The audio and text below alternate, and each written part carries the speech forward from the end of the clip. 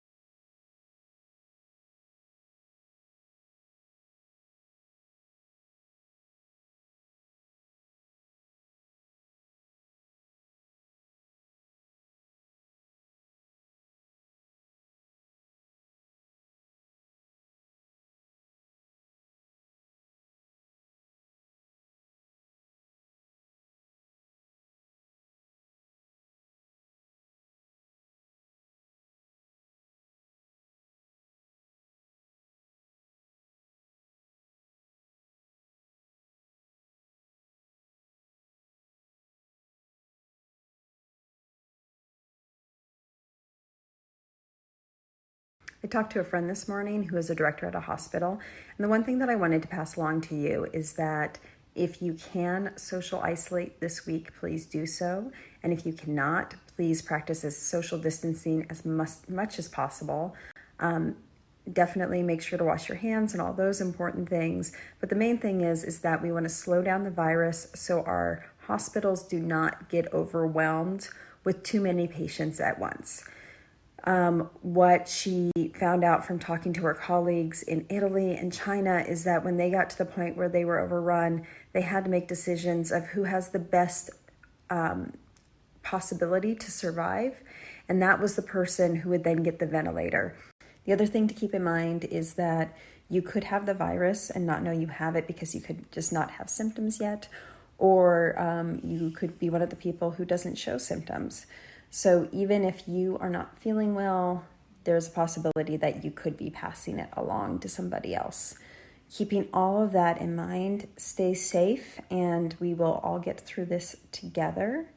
And I'm going to be doing some little writing prompts and stuff on here this week, so we can do some stuff together that is not social isolation, but virtual socializing.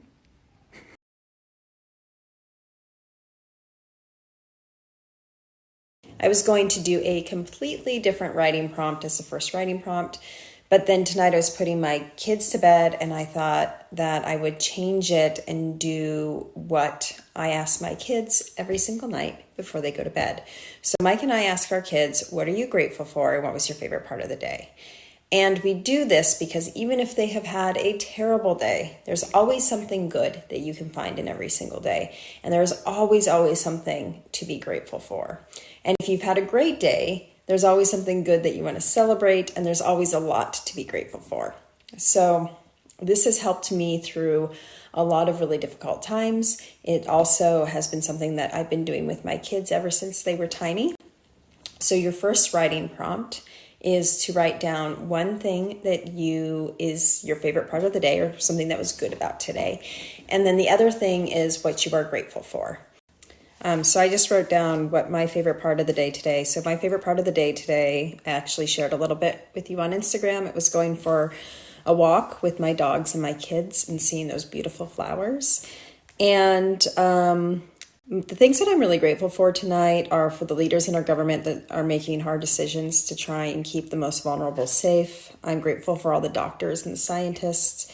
And I'm grateful for all those everyday workers that are still showing up to work and will be continuing to show up to work so that way we can still get our groceries and our medicines. I'm also grateful for like the trash collectors and the people who are working behind the scenes so we can have running water and electricity. These are things that maybe we don't think that much about, but I have a lot of gratitude for all of those people.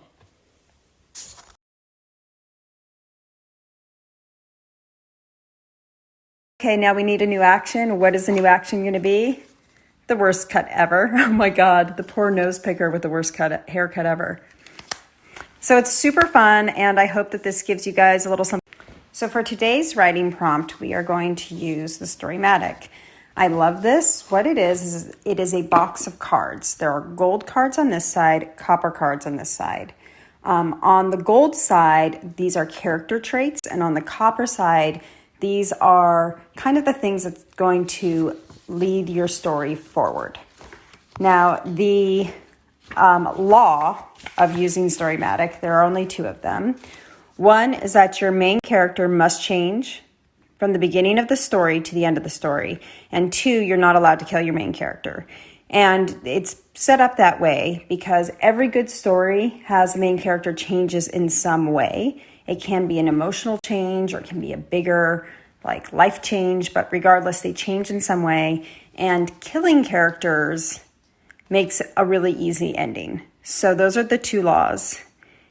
All right, so let's grab a couple of character cards and a couple of story cards.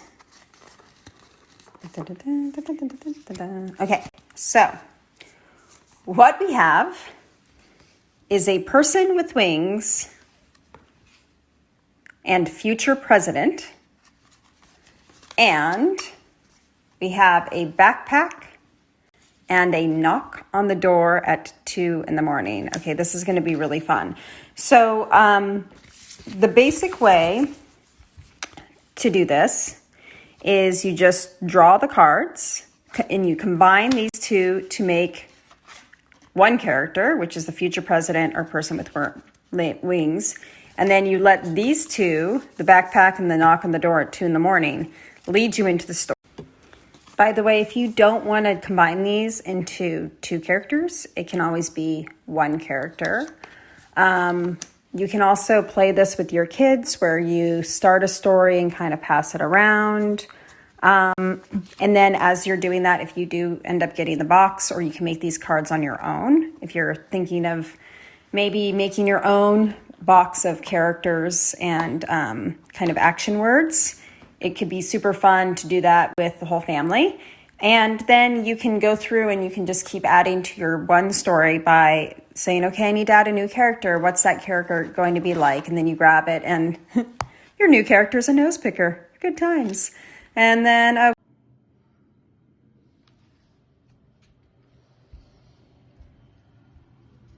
ants, you aren't making the social isolation any easier.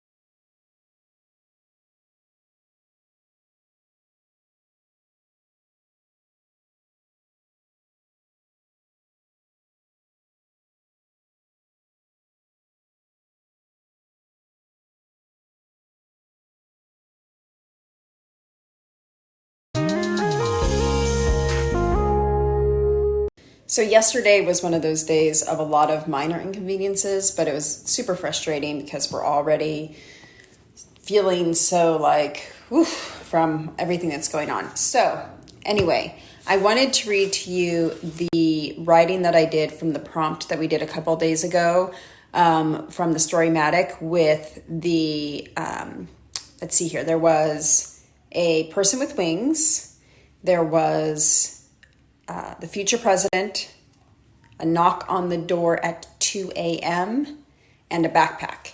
And that was the writing prompt.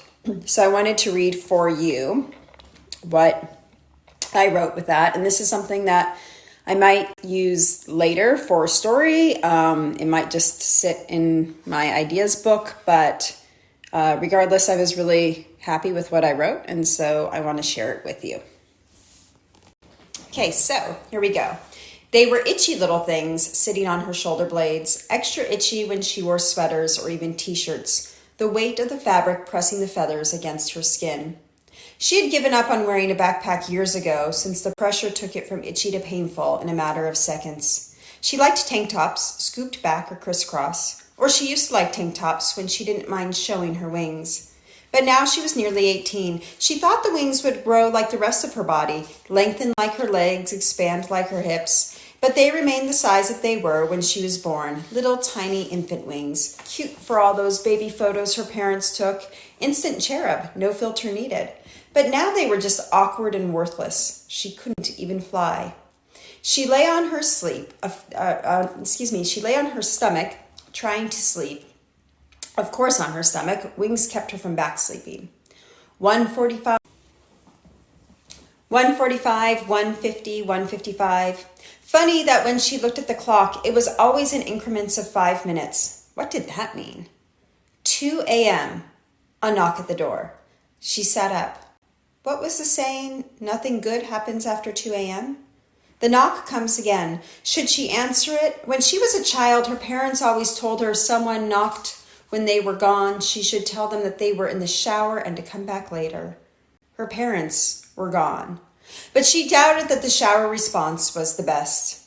She put her robe on over her small wings and crept to the front door to look through the peephole.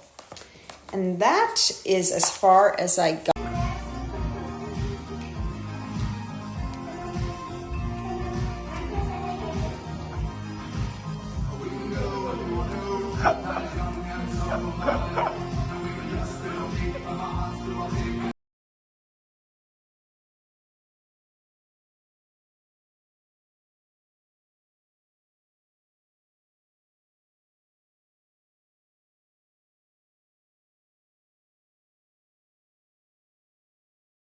So today's a little bit of a hard day for me because it is March 20th, and that is the birthday of one of my close friends who died almost 3 years ago.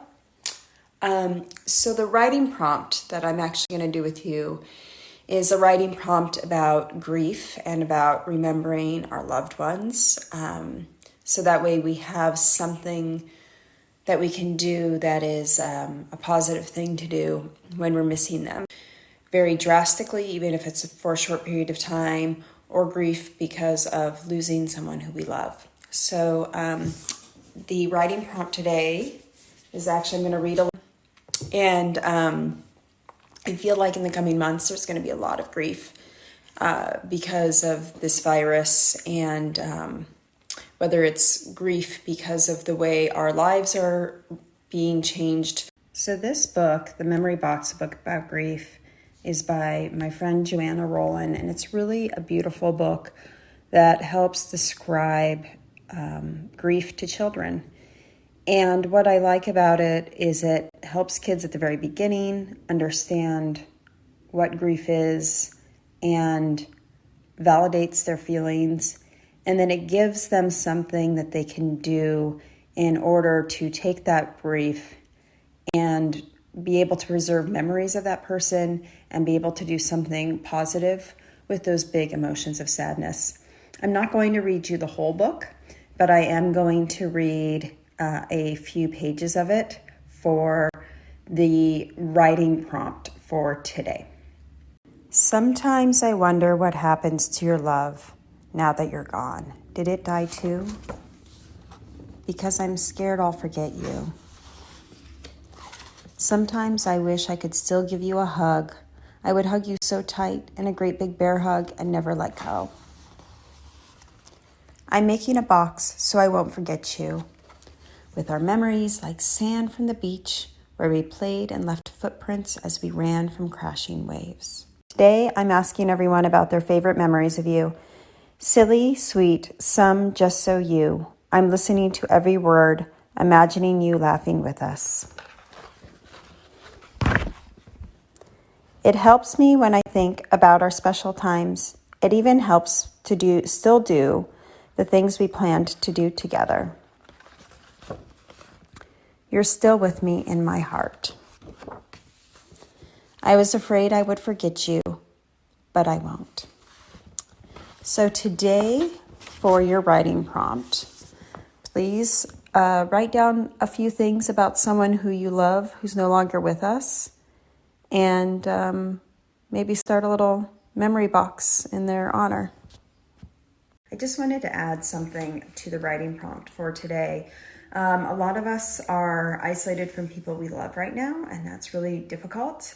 And so if you would like to do the writing prompt, not about someone who you physically can't see because they passed away, but someone who you physically can't see because you're isolated from them right now, I think that would be a really lovely way to spend your day. And then if you do that, maybe pop it in an email or a text or a mail and just send that person the memory to say, hey, I'm thinking about you and I can't wait to see you again. All right, stay safe out there.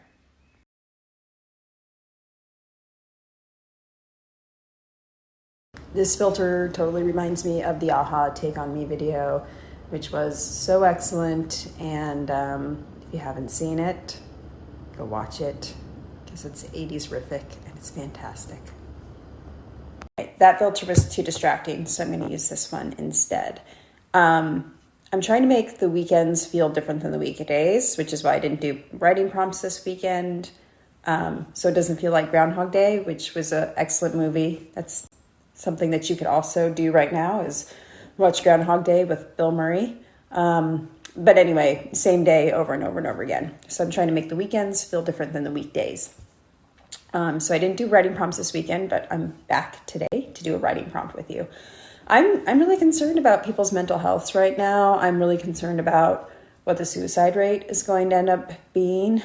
So first and foremost, know that mental health professionals are considered essential. So they are still open. A lot of them, like my therapist and my kids therapist, is doing FaceTime and phone calls.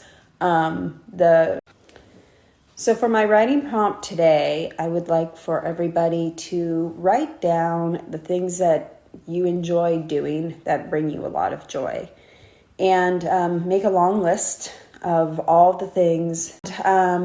So the second part of the writing prompt is, if it's something that you can't normally do, write down a way that you can still virtually do that thing. So for example, this that really like make your heart sing. And some of those things are going to be things that maybe you can't do right now. So for example, one of the things that I love doing is seeing my friends and spending, especially like my weekends with my friends. And this weekend, I FaceTimed with a lot of my friends, and so I still got to see them a little bit this weekend. So I'm going to go ahead and do that as my writing prompt, a list of, I'm not sure how much of that got cut off. So make a list of the things that make your heart sing that you love doing. Make a list of how you can adapt those things if they're not things that you can do while in social isolation. And then keep that list somewhere where you can see it, where it's handy. So if you start feeling not like yourself and you need a little bit of like mental health self-care, you can choose something from that list. And hopefully you'll choose something and it'll make you feel better. It'll get you through that moment. Because right now we do really need to be thinking also about our mental health as well as keeping our physical health by socially isolating. Be safe out there.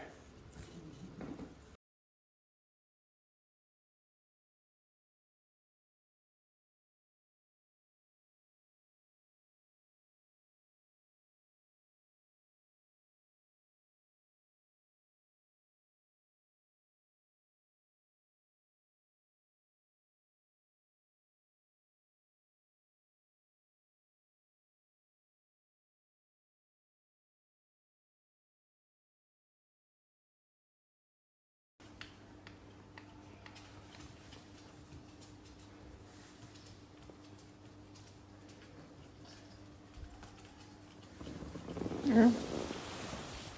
Here comes the boy in the diaper.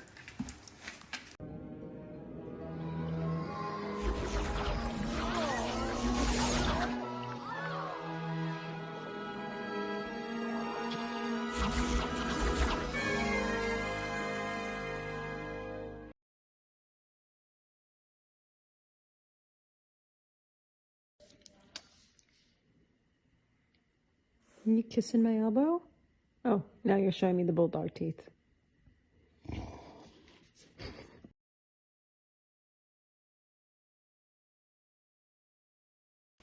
What is it, Misty? What do you need?